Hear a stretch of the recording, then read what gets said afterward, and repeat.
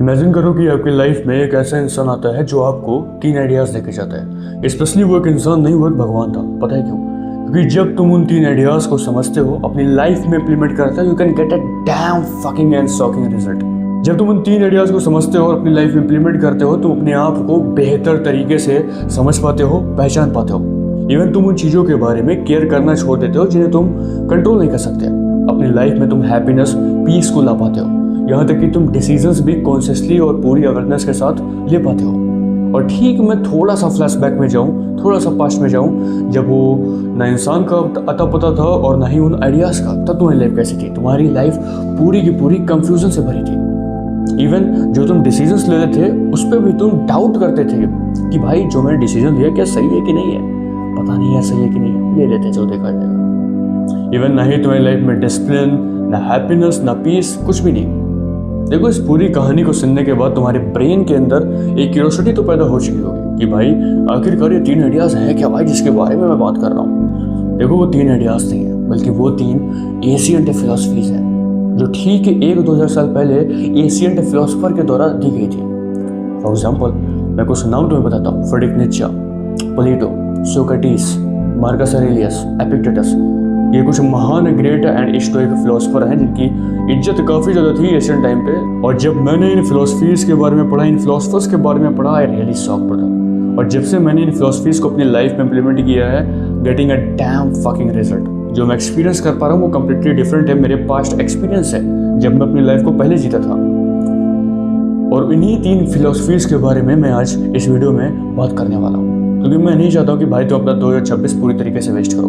मैं 3 ऐसी फिलोसफीज लेके आया हूँ जो सच में आपकी लाइफ को पूरी तरीके से A to Z चेंज कर सकती हैं। इवन जब तुम इन्हें सुनोगे ना, अपनी लाइफ में इम्प्लीमेंट करोगे, तुम पूरा 2026 कॉन्क्यूर कर सकते हो बचे हुए टाइम में। तो स्टार्ट करते हैं, लेकिन उससे पहले मैं आपको बता दूँ, दिस इज अंस एंड इस चैनल का मेन मोटो है कि कैसे आप अपने पीक पोटेंशियल पे परफॉर्म कर सकते हो। So you know what to do, hit the subscribe button and join our channel. Philosophy number 1, that is self knowledge. देखो, फिलोसफर सोक्रेटिस अपनी फिलोसफी सेल्फ नॉलेज में हमें ये बताते हैं कि लोगों को ऐसा लगता है, फिर लोग ऐसा सोचते हैं कि वो अपने आप को जानते हैं, लेकिन उनकी सबसे बड़ी गलती ये है कि वो अपने आप को नहीं जानते। और इसी गलती के चलते, इसी मिथ के चलते वो अपनी लाइफ को जीते हैं सोसाइटी के एक्सपेक्टेशन के बेसिस पे, ना कि अपनी डिजायर्स के बेसिस पे। देखो, सोक्रेटिस ये बिलीव रखते हैं या फिर उनका ये मानना है कि विजडम को प्राप्त करने का पहला स्टेप ही है कि तुम अपने आप को जानो, know your self.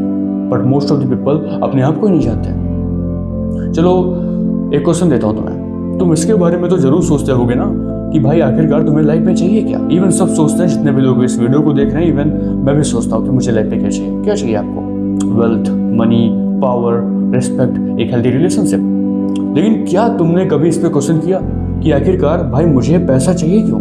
Y I need wealth in my life, why I need a healthy relationship in my life. क्यों चाहता हूँ मैं? क्या तुमने कभी इस पर क्वेश्चन किया? नहीं किया होगा। देखो, जब तक तुम अपने बिलीव्स पे, बायस पे, फियर्स पे, मोटिवेशंस पे क्वेश्चन नहीं करोगे, तुम कभी भी अपने आप को पहचान नहीं पाओगे। और जब तक तुम अपनी आइडेंटिटी को नहीं पहचान पाओगे, तुम कभी भी अपने ऊपर महारत हासिल कर ही नहीं सकते। क्योंकि होता क्या है कि जब तुम्हारे पास अपने वाई के आंसर होते हैं ना कि भाई एक्चुअली मैं किस लिए वर्ल्ड में पैदा हुआ हूँ, कैसे मैं अपनी लाइफ को बेहतर से बेहतर तरीके से जी सकता हूँ, क्या जो ये मैं डिसीजन ले रहा हूँ क्या सही है कि नहीं है। जब तुम्हारे पास अपने हर एक वाई का आंसर होता है, तुम्हारे ब्रेन के पास क्लैरिटी रहती है। और तुम अपने ब्रेन को जितना ज़्यादा क्लैरिटी दे पाओगे, उसके लिए काम आसान करोगे। आप उतने फोकस के साथ, कंसंट्रेशन के साथ अपने बिजनेस पे, अपने काम पे वर्क कर सकते हो। So bro, no yourself. अपने आप से जानो, अपने बिलीफ पे, अपने बायस पे क्वेश्चन करना स्टार्ट करो, ताकि तुम अपने आप को पहचान सको, अपनी आइडेंटिटी को पहचान सको। Philosophy number 2, that is balance in life. Philosopher Aristotle अपनी फिलोसफी बैलेंस इन लाइफ में हमें यह बताते हैं कि ह्यूमन की लाइफ में हैप्पीनेस तब आता है जब वो अपनी लाइफ में बैलेंस को इम्प्लीमेंट करता है, और जिसे वो अपनी भाषा में बोलते हैं द गोल्डन मीन। यानी कि ह्यूमन का या फिर आपका एक ऐसा बिहेवियर जो एग्जिस्ट करता है 2 एक्सट्रीम के बीच में, यानी कि ना ही ज़्यादा ऊपर ना ही ज़्यादा नीचे, इन द मिडल, पूरा का पूरा बैलेंस अप्रोच। देखो, तुम्हें बात भी पता है कि भाई लाइफ में बैलेंस होना कितना इंपॉर्टेंट है। मान लो कि एक बंदा है जो इमोशनली काफ़ी ज़्यादा रिएक्ट करता है, या फिर उसके ऊपर इमोशनल जो उसका ब्रेन है वो काफ़ी ज़्यादा डोमिनेंट है। अब मान लो कि वो एक बिजनेस डील में गया जहाँ पे उसका अपोनेंट या फिर जो अदर पार्टी है वो कुछ ऐसी बात बोल देती है जो उसे थोड़ा ऑफेंड करती है। अब यहाँ पे क्या होगा, देखो वो बंदा इमोशनली काफ़ी ज़्यादा रिएक्ट करता है, यानी कि वो एक इमोशनल क्रिएचर है। इवन हर एक ह्यूमन बीइंग इमोशनल क्रिएचर ही होता है। सो इसके समय हो सकता है कि भाई उसकी बहस हो जाए उससे, या फिर वो उसके थप्पड़ मार दे खींच के, क्यों? क्योंकि उसके अंदर फ्रस्ट्रेशन आ जाएगी कि भाई तूने मुझे बोला कैसे।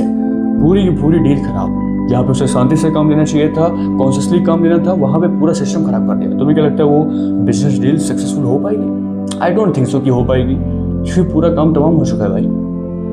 यही होता है कि जब आप बैलेंस को नहीं मेंटेन रखते हो। देखो, ना ही तुम ज़्यादा इमोशनली रिएक्ट करो और ना ही ज़्यादा लॉजिकली रिएक्ट करो, क्योंकि ज़्यादा लॉजिकल जाओगे फिर चीज़ें वहाँ भी खराब होती हैं। लोग ज़्यादा लॉजिकल सुनना पसंद नहीं करते हैं, तो तुमको बैलेंस को मेंटेन रखना पड़ेगा। इमोशनल लॉजिक को गवर दो एक में।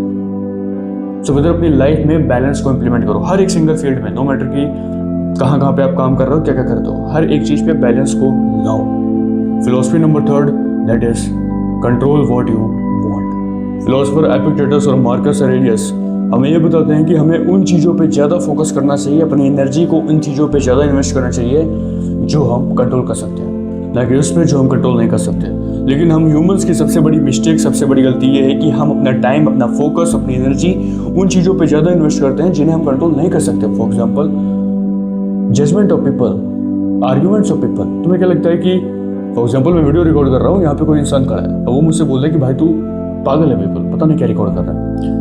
तुम्हें क्या लगता है मुझे उसके जजमेंट से फर्क पड़ेगा? इवन क्या मैं उसके जजमेंट को कंट्रोल कर सकता हूँ? नहीं कर सकता हूँ। सो मैं क्यों उस पर ध्यान दूँ कि भाई वो मेरे बारे में क्या बोल रहा है? इसी गलती के चलते मोस्ट ऑफ द पीपल एक एक्सेस नहीं ले पाते हैं, वो वीडियोस को नहीं रिकॉर्ड करते हैं, इसलिए क्योंकि उनके अंदर फियर होता है कि भाई सामने वाला मुझे जज तो नहीं कर रहा। जस्ट थिंक अबाउट इट कि क्या तुम उसके जजमेंट को कंट्रोल कर सकते हो, उसके आर्गुमेंट को कंट्रोल कर सकते हो? नहीं कर सकते। So why you can thinking about that? तुम क्यों उसके बारे में सोच रहे हो? तुम कंट्रोल कर सकते हो सिर्फ एक चीज, that is your actions, your reactions, your thought, your thinking, that's it. तुम इन्हीं चीजों को कंट्रोल कर सकते हो, इवन तुम्हारा माइंडसेट, कैरेक्टर। सो ब्रदर, उन चीजों पे फोकस करना स्टार्ट करो जिन्हें तुम कंट्रोल कर सकते हो, ना कि उन पर जिन्हें तुम कंट्रोल नहीं कर सकते। एक छोटा सा एग्जांपल देता हूँ, हिस्टोरिकल एग्जांपल है, एपिक्टेटस का एग्जांपल है, जो कि महान हिस्टोरिक फिलोसोफर है। देखो, वो रोम में एज अ स्लेव पैदा हुए और उस टाइम पे उनका अपनी सिचुएशंस पे कोई बहुत ज़्यादा कंट्रोल नहीं था। अब तुम्हें क्या लगता है कि उन्होंने क्या किया होगा? Instead of blaming her situation कि भाई मैं स्लेव की तरह पैदा हुआ हूँ, मैं उस लेवल तक कभी पहुँच नहीं पाऊंगा जहाँ मुझे पहुँचना है, उन्होंने अपने आप को ब्लेम नहीं किया, क्योंकि उन्हें पता है कि मैं अगर एज अ स्लेव पैदा हुआ हूँ तो इसमें मेरी कोई गलती नहीं है। इवन ये मेरे कंट्रोल में है भी नहीं। मेरे कंट्रोल में है तो सिर्फ एक चीज़, that is my actions, my reactions, my thought and my thinking. और इसी कंट्रोल ने उन्हें स्टोइक का सबसे ज़्यादा रिस्पेक्टफुल फिलोसोफर बना दिया, क्योंकि उन्हें पता था कि अगर मैं इस पर फोकस करूंगा कि भाई मेरे पास ये नहीं है, मेरे पास वो नहीं, मैं स्लेव की तरह पैदा हुआ हूँ, तो मैं कभी उस लेवल तक पहुँच नहीं पाऊंगा। मुझे अपने एक्शंस पे, अपने रिएक्शंस पे, अपने थिंकिंग पे फोकस करना चाहिए, दैट्स इट। सो ब्रदर, ये 3 ऐसी फिलोसफीज हैं जो सच में तुम्हारी लाइफ को इधर से उधर रख सकती हैं। पहली कि तुम अपने आप को पहचानो, अपने व्हाई के क्वेश्चंस फाइंड करो, आंसर्स फाइंड करो। सेकंड, दैट इज बैलेंस, बहुत इंपॉर्टेंट है brother, really. And third one, जो मैंने अभी बताया, इन चीज़ों को अपनी लाइफ में इंप्लीमेंट करना स्टार्ट करो and you can getting a dam fucking result जो मैं पा रहा हूँ अपनी लाइफ में। That a greater experience for me. तो मिलते हैं नेक्स्ट वीडियो में। Stay strong and stay consistent.